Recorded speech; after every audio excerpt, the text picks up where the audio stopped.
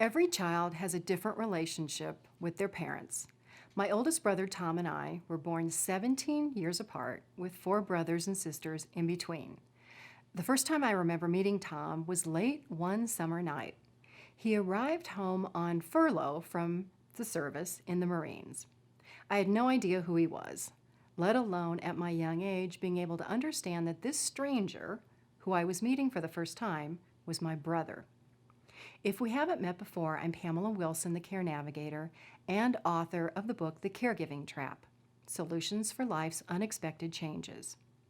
If you asked my brother Tom and me about our relationship with our parents, you would think we grew up in 2 totally different households, which we did. Imagine the life experiences of my parents when Tom was a child in the 1940s versus the life experiences of my parents when I was born in 1961. Tom and I were born nearly 2 decades apart.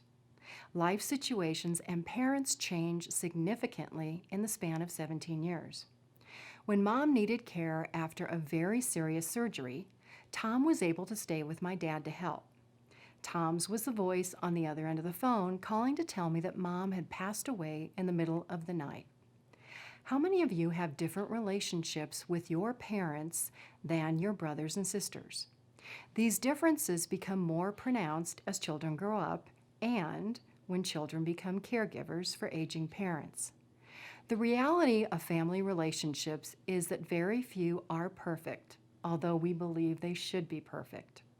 Our relationships with parents aren't perfect, even though we wish they were, and the relationships with our brothers and sisters are not always smooth, which makes for very complicated family and caregiving relationships. Many times, the experiences and events of childhood are long remembered. These memories result in bumpy roads when families are brought together as a result of the need for care.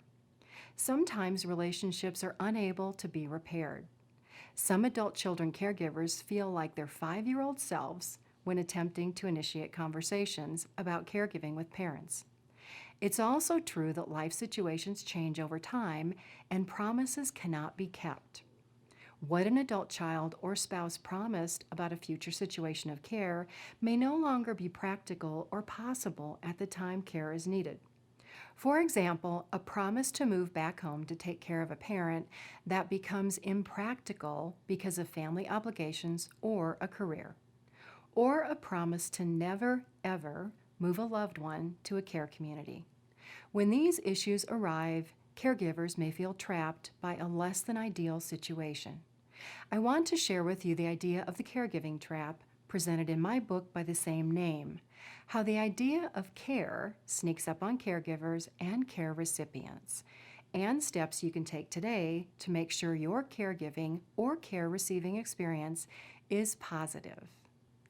Visit my website page featuring information about my book, The Caregiving Trap, at thecaregivingtrapbook.com.